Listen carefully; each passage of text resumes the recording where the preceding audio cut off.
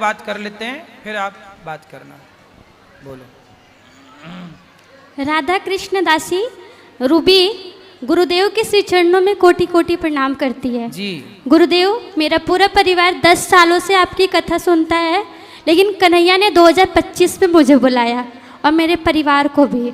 मैं धन्य हो गई आपके इस गौरी गोपाल आश्रम में आके। और आज कन्हैया ने मेरे मैया को, मेरे बाबा को, सबको बुलाया। और जैसे मैंने आपकी इस भूमि पर चरण रखा, वैसे एक व्यक्ति आए जो बहुत अच्छे, मतलब पैसे वाले थे, लेकिन आपके गौरी गोपाल आश्रम जो सामने है उसमें उनको अलाउ नहीं था जाना, क्योंकि उसमें सिर्फ महिलाएं जाती हैं। और उनकी मैया खो गई हैं और उन्होंने मुझसे मतलब रोते हुए कहा कि दीदी मेरी सहायता करो मेरी मैया को खोजवाने में।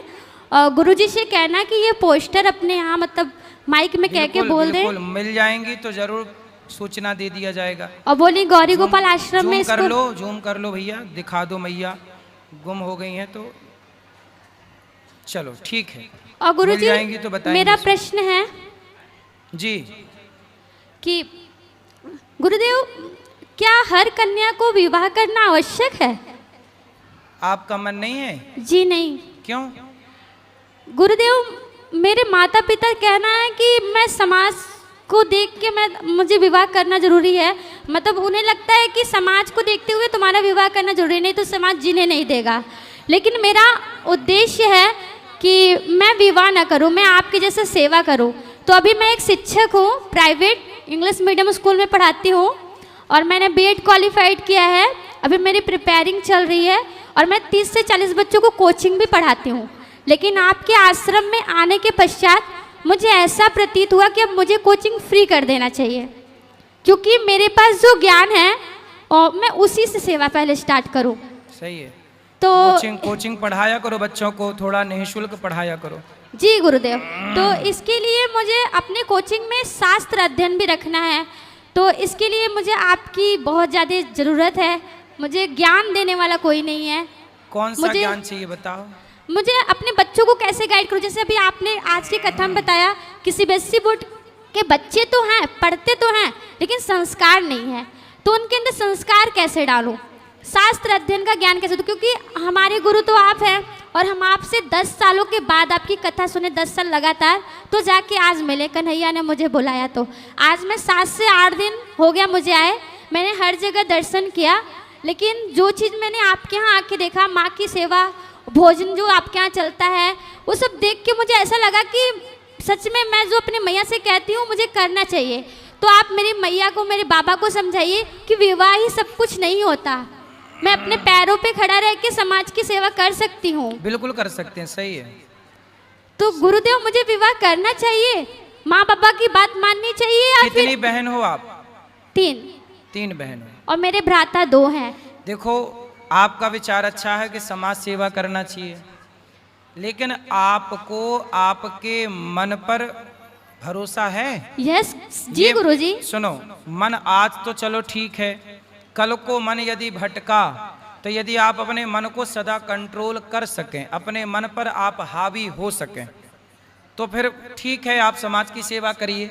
समाज की सेवा तो सबसे बेस्ट, इससे बढ़िया कोई काम नहीं हो सकता, लोक परलोक दोनों के लिए। तो गुरुजी, आपके यहाँ गुरुकुल है, तो आपने गुरुकुल में कन्याओं का स्थान क्यों नहीं दिया? इसलिए तो आज ही कथा में बोले कि हम एक विद्यालय बना रहे हैं जहाँ बेटियां भी पढ़ेंगी और बेटे भी पढ़ेंगे। तो और आप साथ जुड़े रहना, तो आपको ही वहाँ पढ़ाने के लिए हम नियुक्त करेंगे कि आप पढ़ाना, ठीक है? तब तक और आप अपना अध्ययन मजबूत करो। तो गुरुदेव, अभी मतलब कि मुझे क्या करना चाहिए? क्योंकि माँ बाबा बहुत ही जोरों से बच्चों को कोचिंग के दौरान कथा में जो हम अच्छी अच्छी बातें बताते हैं, आप थोड़ा भगवत गीता पढ़ना स्टार्ट करो। गुरुजी, हम भगवत गीता भी पढ़ते हैं, फिर वही अच्छी अच्छी बातें अपने बच्चों को बताओ। तो शिक्षा के साथ संस्कार तब बनेगा जब आप बच्चों को भारतीय प्राचीन भारत के विषय में बताओगे कि हमारे भारत में क्या था। धर्म सबसे पहली आवश्यकता है। बच्चों को ये पढ़ाया जाए कि बेटा धर्म किसे कहते हैं।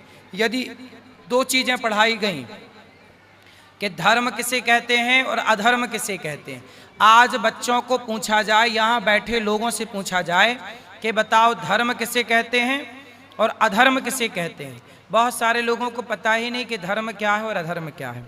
हम ये दो चीज़ें यदि बता पाएं बच्चों को कि धर्म क्या है, दया को धर्म कहते हैं, सत्य को धर्म कहते हैं, परोपकार परहित सरिस धर्म नहीं भाई, इसे धर्म कहते हैं।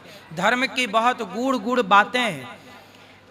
धर्म किसे कहते हैं? जैसे आप और मेरे बीच में कौन है? मेरे और आपके बीच में कौन है? गुरु और शिष्य का संबंध है। मेरे और आपके बीच में है धर्म।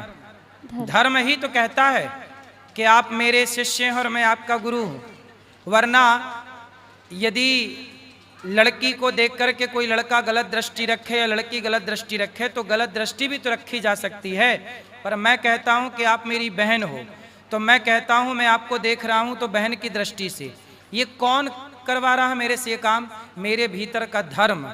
मेरे भीतर का धर्म ही है जो हर स्त्री को माँ, बहन और बेटी के रूप में देखने के लिए विवश करता है। यदि धर्म मर जाए किसी का, तो रावण ने सीता मैया को देखा तो था। सीता तो जगत की माता थी, जगत जननी थी, पर जगत की माता को भी, सीता माता को भी रावण ने गलत नजर से देखा, क्योंकि रावण का धर्म मर चुका था। यदि धर्म जिंदा होता तो रावण किसी स्त्री को, पराई स्त्री को गलत दृष्टि से देखता ही क्यों? दुर्योधन का धर्म जिंदा होता तो भरी सभा में नारी के कपड़े उतारता ही क्यों? इसलिए मूल बात है धर्म को जानना। आज ना हमारे देश में एक बहुत बड़ी विडंबना, हमारा देश पता है क्या है? धर्म निरपेक्ष। निरपेक्ष का मतलब क्या हुआ? जीरो नहीं, सभी धर्मों को मानने वाला नहीं। निरपेक्ष का मतलब होता है सापेक्ष, और सापेक्ष का उल्टा निरपेक्ष। निरपेक्ष का मतलब होता है कि आप धार्मिक नहीं हैं। जी गुरुदेव। आप धार्मिक क्यों भैया? क्या किसी लड़की को बहन के रूप में देखना, क्या ये धर्म नहीं है? यही तो धर्म है। रावण के भीतर धर्म होता तो क्यों देखता? जी गुरुदेव। आज तुम कह रहे हो धर्म निरपेक्ष।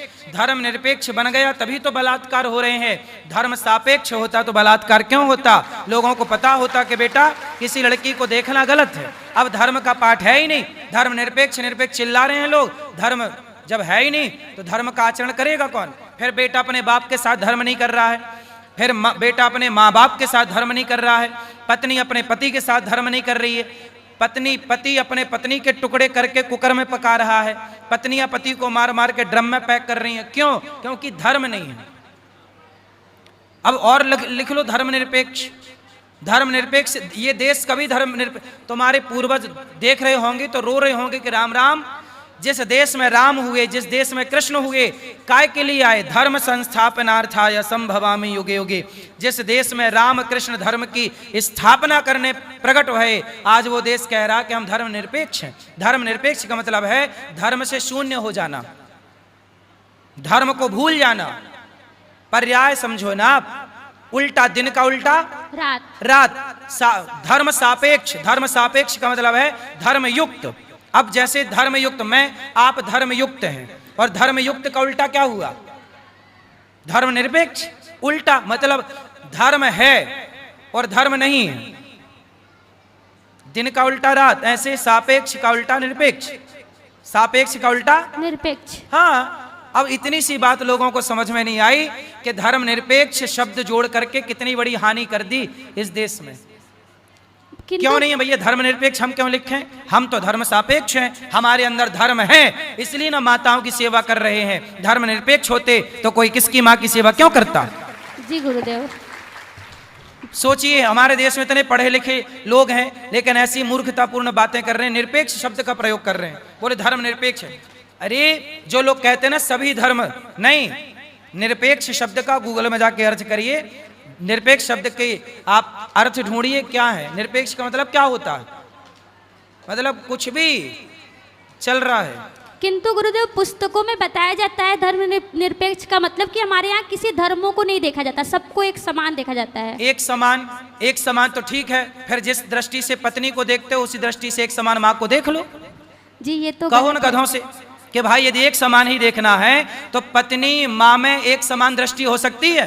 जी नहीं। उत्तर दो। जी नहीं। क्या पत्नी और माँ में एक समान दृष्टि हो सकती है? अरे बिल्कुल प्रकृति खुद कहती है कि माँ को अलग तरीके से देखो, पत्नी को अलग तरीके से देखो, बहन को। जब प्रकृति तुम्हें नहीं आदेश कर रही है, तुम कौन हो